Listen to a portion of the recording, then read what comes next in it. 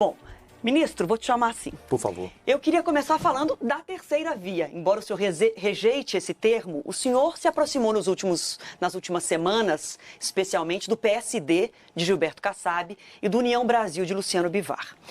Eu busquei ouvir lideranças desses partidos nos últimos dias, me preparando para essa entrevista, e ouvi dessas pessoas que, embora as negociações aconteçam, há uma descrença de que, na verdade, estamos assistindo ao teatro da terceira via, que não vai se consolidar, que a candidatura do senhor não terá o apoio desses partidos e que a eleição está, de fato, polarizada. Eu queria repercutir essa posição com o senhor.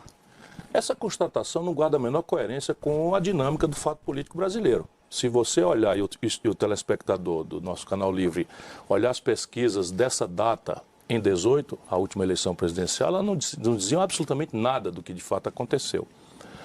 Por quê? Porque eu não nego que há uma evidência, notoriedade de um presidente que é titular e de um ex-presidente que está em todas as eleições como candidato ou botando um preposto desde 89, sem faltar nenhum, como se o mundo político de progressista brasileiro só tivesse uma liderança, que é o Lula.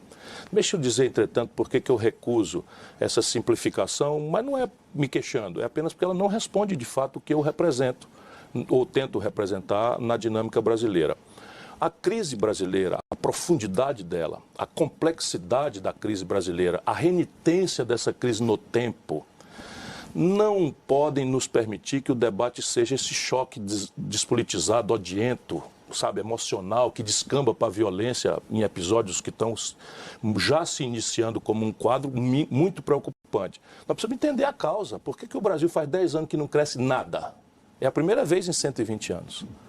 Isso é problema de Chico, de Maria, de Manel? Não, isso é um problema de modelo econômico, da forma como você organizou a institucionalidade fiscal brasileira, a institucionalidade previdenciária, a institucionalidade do Pacto Federativo, como é que se cobra imposto, como é que se distribui a renda pública, enfim, dos juros altos, etc. E, de outro lado, qual é a solução? Não é possível que a gente imagine que o que está errado no Brasil está errado porque tinha um manual de fazer certo e os caras em Brasília são tão salafrários e maus que fazem tudo errado de propósito. Não é. É que o Brasil tem um corte de classe em que 5 pessoas, os dedos de uma mão, acumulam a renda dos 100 milhões de brasileiros mais pobres. E eles dão as cartas na institucionalidade brasileira. O Congresso Nacional não é nacional a não ser no nome. Ali é um grande ajuntamento de lideranças municipais, cuja lógica é resolver os problemas locais. Isso é de boa fé.